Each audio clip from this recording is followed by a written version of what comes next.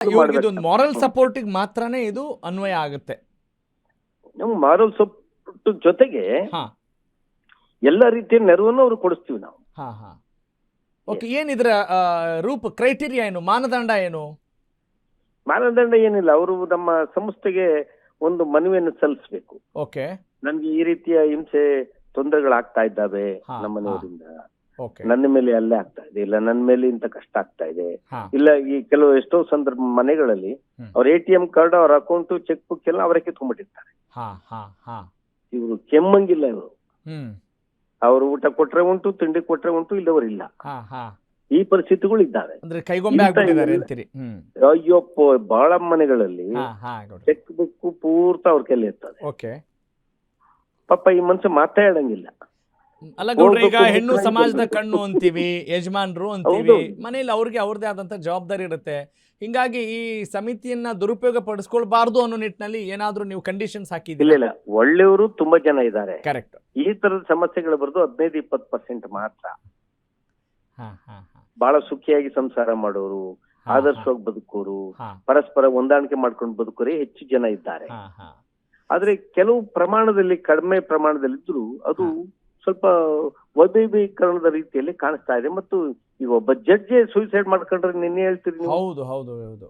ಏನ್ ಹೇಳ್ತೀರಿ? ಬೇರೆ ಯಾರು ಇರ್ಲಿ, ಜಡ್ಜ್. ಹೌದು, ನಿಜ ಸರ್, ನಿಜ. ಅದು ಬಹಳ ತುಂಬಾ ಸೂಕ್ಷ್ಮವಾಗಿ ಗಮನಿಸಿದ್ರಿ ನೀವು ಗೌಡ್ರೆ. ಈಗ ನಾನ್ ಕೇಳೋದು, ಈಗ ಸಂಸ್ಥಾಪಕಿ ರಜನಿ ರಾಜ್ ಇದಾರಲ್ಲ, ಅವ್ರು ಹೆಂಗ್ ಇದಕ್ಕೆ ಒಪ್ಕೊಂಡ್ರು? ಅವರು ಒಬ್ಬ ಸ್ತ್ರೀ ಆಗಿ. ಸಂಸ್ಥಾಪಕಿಯವರು ಅವ್ರದೇ ಆಲೋಚನೆ ಇದು.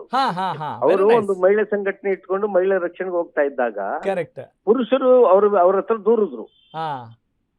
ನೋಡಿ, ನೀವು ಬರೀ ಹೆಣ್ಮಕ್ಳು ಕಷ್ಟ ಅಷ್ಟೇ ಕೇಳ್ತಾ ಇದ್ದೀರಿ, ಬಹಳ ಪ್ರಕರಣಗಳು ಗಂಡ್ ಮಕ್ಕಳದಿದೆ ಅಂತ. ನಾವು ಒಂದ್ಸಲ ಮಂಡ್ಯ ಐಬಿನಲ್ಲಿ ಚರ್ಚೆ ಮಾಡಕ್ ಒಬ್ಬ ಬಂದ, ಅವ್ನ ಕಷ್ಟ ಹೇಳ್ಕೊಂಡ, ನಮ್ಗೆ ಕಣ್ಣೀರ್ ಬರುವಂಗಾಯ್ತು. ಹೆಂಗ್ ಸರ್ ಅವ್ರು ನಿಮ್ಮನ್ನೇ ಹೆಂಗ್ ಸಂಪರ್ಕ ಮಾಡಿದ್ರು? ರಜನಿರಾಜ್ ಅವ್ರು ಕೇಳ್ಬೋದಾ? ಜಸ್ಟ್ ಅಲ್ಲ, ಇಲ್ಲ, ಅವರು ನಮ್ಮ ತಾಲೂಕಿನವರೇ, ನಮ್ಮೂರ್ನವರೇ, ಮದ್ದೂರ್ನವರೇ. ಹಾಗಾಗಿ ಅವ್ರಿಗೆ ಹಿಂದೆ ಅವರೆಲ್ಲ ಕಾರ್ಯಕ್ರಮಗಳೇ ಇದಕ್ಕೆ ಆಗಾಗ ಬಂದು ನಮ್ಮಲ್ಲಿ ಸಲಹೆ ಪಡಿತಾ ಇದ್ರು. ಎಷ್ಟೋ ಸಲ ನಾನು ಅವ್ರಿಗೆ ದೂರವಾಣಿ ಕರೆ ಮಾಡಿ ಸಾಕಷ್ಟು ನೆರವನ್ನು, ಸಹಾಯವನ್ನು ಮಾಡ್ತಾ, ಮಾರ್ಗದರ್ಶನ ಕೂಡ ಮಾಡ್ತಾ ಇದ್ವಿ. ಈ ಎಲ್ಲ ಹಿನ್ನೆಲೆಯಲ್ಲಿ ಈಗ ನಾವೆಲ್ಲರೂ ಸೇರಿ, ಎಚ್ ವಿಶ್ವನಾಥ್ ಆದಿ ಅಲ್ಲಿ ವಕೀಲರುಗಳಿದ್ದಾರೆ, ನಿವೃತ್ತ ಅಧಿಕಾರಿಗಳಿದ್ದಾರೆ, ರಾಜಕಾರಣಿಗಳಿದ್ದಾರೆ, ಸಮಾಜ ಸೇವಕರಿದ್ದಾರೆ, ಚಿಂತಕರಿದ್ದಾರೆ, ಎಲ್ಲ ಈಗ ರಿಟೈರ್ಡ್ ಜೈಲ್ ಸೂಪರಿಂಟೆಂಡೆಂಟ್ ಇದ್ದಾರೆ, ಸತೀಶ್ ಅಂತ ಹೇಳಿ. Super sir. ಸರ್ ಈಗ ಓದ್ದವರು, ಆಮೇಲೆ ಒಬ್ಬರು ಎಕ್ಸ್ ಮಿಲಿಟರಿ ಮ್ಯಾನ್ ಇದ್ದಾರೆ. ಹೌದಾ? Very nice sir. ಈಗ ಒಂದು ಇದು ಇಂಪಾರ್ಟೆಂಟ್ ಪ್ರಶ್ನೆ. ಸಾಮಾನ್ಯವಾಗಿ ಯಾವ್ದಾದ್ರು ಒಂದು ಅಲೆ ಸೃಷ್ಟಿ ಆಗ್ಬೇಕು ಅಂತ ಹೇಳಿದ್ರೆ, ಅಥವಾ ಒಂದು ಏನೋ ನೀವು ಒಂದು ಹೊಸ ಇತಿಹಾಸ ಸೃಷ್ಟಿ ಮಾಡ್ಬೇಕು ಅಂತ ಹೇಳಿದ್ರೆ, ಎರಡು ಕಾರಣ ಇರುತ್ತೆ. ಒಂದು, ನೊಂದಂಥವ್ರನ್ನ ನೋಡಿ ಸ್ಪಂದಿಸುವಂತ ಹೃದಯ. ಇನ್ನು ಕೆಲವು ತಾವೇ ಸ್ವತಃ ನೊಂದಿರ್ತಾರೆ. ನೀವು ಯಾವ ಕೆಟಗರಿಗೆ ಸೇರ್ತೀರಾ ಸರ್ ಇಲ್ಲಿ? ನಾವು ನೊಂದವ್ರಿಗೆ ಅಲ್ಲ, ಈಗ ಇಂತಹ ಅನುಭವಗಳು ಏನಾದ್ರೂ ಪಾಸ್ಟ್ ಅಲ್ಲಿ ಏನಾದ್ರೂ ಆಗಿದ್ದುಂಟ? ಆತರ ಏನಾದ್ರು ಕಾಡಿದ್ಯಾ ತಮ್ಗೆ? ಇಲ್ಲ, ಆ ತದ್ದನ್ನೇ ಇಲ್ಲ. ಅವ ಎಲ್ಲ ಸಭೆ ಸೇರಿದಾಗ, ಚರ್ಚೆ ಮಾಡಿದಾಗ ನಾವು ಸಮಾಜ ನಡುವೆ ಇರೋರಲ್ವಾ, ಆ ತರದ ಪ್ರಕರಣಗಳು ಕೇಳಿದ್ವಲ್ಲ, ಆ ದಿಸೆಯಲ್ಲಿ. Very nice sir, very nice. ಈಗ ನೆಕ್ಸ್ಟ್ ಇದು ದೊಡ್ಡ ಮಟ್ಟದ ಸಂಚಲನ ಸೃಷ್ಟಿ ಮಾಡುತ್ತೆ ಅನ್ನೋ ವಿಶ್ವಾಸ ಇದೆ ನಿಮಗೆ? ಪ್ರಯತ್ನ ಹಂತ ಹಂತವಾಗಿ ಹೆಜ್ಜೆ ಇಡ್ತಾ ಹೋಗೋಣ. ಹೇಗೆ ಸರ್ ಇದು ಬೇರೆ ಬೇರೆ ಎಲ್ಲ ಜಿಲ್ಲೆಗಳಲ್ಲೂ ಇದೆಯಾ ನಮ್ಮ ರಾಜ್ಯದಲ್ಲಿ? ಈಗ ನೋಡಿ, ನಮ್ಮ ರಜನಿ ರಾಜ್ ಅವರು ಕೆಲಸ ಮಾಡ್ತಾ ಇವತ್ತು ಗೋವಾದಲ್ಲಿ ಅವರಿಗೆ ಪ್ರಶಸ್ತಿ ಕೊಡ್ತಾ ಇದಾರೆ. ಗೋವಾದಲ್ಲಿ ರಾಷ್ಟ್ರ ಮಟ್ಟದ ಪ್ರಶಸ್ತಿ ಕೊಡ್ತಾ ಇದ್ದಾರೆ ಅವರಿಗೆ. ಅವರ ಹೆಣ್ಣು ಮಕ್ಕಳ ರಕ್ಷಣೆ ವಿಚಾರದಲ್ಲಿ ಮಾಡ್ತಾರೆ ಹೋರಾಟಕ್ಕೆ. ಹಾಗೆ ನಾವು ಕೆಲಸ ಮಾಡೋಣ ಪ್ರಾಮಾಣಿಕವಾಗಿ. ಪೊಲಿಟಿಕ್ಸ್ ಏನ್ ಸಂಬಂಧ ಇಲ್ಲ ಅಂತೀರಿ? ಇಲ್ಲ, ರಾಜಕಾರಣಕ್ಕೆ ಇದಕ್ಕೂ ಸಂಬಂಧ ಇಲ್ಲ. ಆದ್ರೆ ಈ ಸಂಖ್ಯೆ ಜಾಸ್ತಿ ಆಗ್ತಾ ಇದೆಯಾ ಸರ್? ನೊಂದಂತ ಪುರುಷರ ಸಂಖ್ಯೆ ಜಾಸ್ತಿ ಇದೆ ಅಂತ ಹೇಳ್ತಿದ್ದೀರಾ ಈಗ ಈ ಸ್ಥಾಪನೆ ಮಾಡಿದಾಗಿಂದ? ಇದೆ, ನಾನು ಹೇಳ್ದಂಗೆ ಮೆಜಾರಿಟಿ ಸಂಖ್ಯೆ ಆರೋಗ್ಯವಾಗಿ ಚೆನ್ನಾಗಿ ನಗ್ನಾಗ್ತಾ ಇದ್ದಾರೆ. ಓಕೆ, ಸುಖಿ ಸಂಸಾರಗಳಿದ್ದಾವೆ. ಎಲ್ಲ ಒಂದು 10-15% ಈ ತರ ಸಮಸ್ಯೆಗಳಿಗೆ ಒಳಗಾಗ್ತಾರೆ. ಅವ್ರಿಗೆ ಮಾರ್ಗದರ್ಶನ ಸರಿಯಾಗಿ ನಾವು ಮಾಡಿದ್ರೆ ಸರಿ ಹೋಗ್ಬಿಡ್ತಾರೆ. Yes sir, nice step you have taken. ಒಳ್ಳೆಯದಾಗಲಿ sir, thank you so much. ನಮ್ಮ ಜೊತೆ ಮಾತನಾಡಿದ್ದಕ್ಕಾಗಿ ಧನ್ಯವಾದ. ಓಕೆ, ಇದು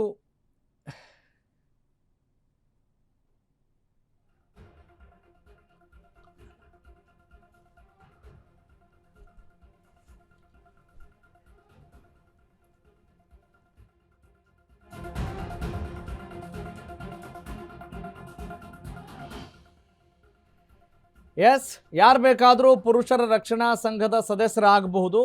ಪುರುಷ ರಕ್ಷಣಾ ಸಂಘ ಸೇರೋಕೆ 2,000 ರೂಪಾಯಿ ಕೊಡಬೇಕು.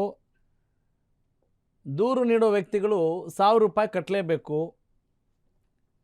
ಮತ್ತು ಪುರುಷರ ಮೇಲಿನ ದೌರ್ಜನ್ಯ ತಡೆಗೆ ಈ ಸಂಘಟನೆ ಹುಟ್ಟುಕೊಂಡಿದೆ. ಈಗಾಗಲೇ KT ಶ್ರೀಕಂಠೇಗೌಡರು ಅಧ್ಯಕ್ಷರು ಮಾತನಾಡಿದರು. ಸಾಮಾನ್ಯವಾಗಿ ಒಂದು ಕುತೂಹಲ ಇರುತ್ತೆ ಯಾವಾಗಲೂ, ಏನು ಯಾರಾದರೂ ಈಗ ಒಂದೊಂದು ಪಕ್ಷ ಸ್ಥಾಪನೆ ಮಾಡಿರ್ತಾರೆ. ಆ ಪಕ್ಷದ ಸ್ಥಾಪನೆ ಹಿಂದೆ ಇಲ್ಲ ರೀ, ಈ ನಮಗೆ ರಾಜಕೀಯದಿಂದ ತುಂಬ ಅನ್ಯಾಯಕ್ಕೊಳಗಾಯಿತು ಅನ್ನೋರು ಇದ್ದಾರೆ. ಇನ್ನು ಕೆಲವರು ಸಮಾಜದಲ್ಲಿ ಒಳಿತಾಗಬೇಕ್ರಿ ಅನ್ನುವ ನಿಟ್ಟಿನಲ್ಲೂ ಕೂಡ ಇರ್ತಾರೆ. ಹಾಗೆ ಸಮಾಜಕ್ಕೆ ಒಂದು ಸಮಾಜ ಆಗಬೇಕು ಅನ್ನುವ ದೃಷ್ಟಿಯಿಂದ ಈ ಒಂದು ರಕ್ಷಣಾ ಸಮಿತಿಯನ್ನು ಮಾಡ್ಕೊಂಡು ಹಾಗೆ ಕಾಣಿಸ್ತಾ ಇದೆ. ಒಟ್ಟಿನಲ್ಲಿ ಯಾರಿಗೂ ಕೂಡ ಅನ್ಯಾಯ ಆಗಿದೆ. ಇಲ್ಲೇನೋ ಒಂದು ಪುರುಷ ರಕ್ಷಣಾ ಸಮಿತಿ ಸೃಷ್ಟಿ ಆಗ್ಬಿಟ್ಟಿದೆ ಅಂಥೇಳಿ ಪುರುಷರು ಕೂಡ ಇದನ್ನು ಮಿಸ್ಯೂಸ್ ಮಾಡ್ಕೊಳ್ಳೋದು ಬೇಡ ಅನ್ನುವ ಕಳಕಳಿಯೊಂದಿಗೆ ನಾವು ಈ ಸುದ್ದಿ ಪ್ರಸಾರ ಮಾಡ್ತಾ let's go for a break ನಾವು.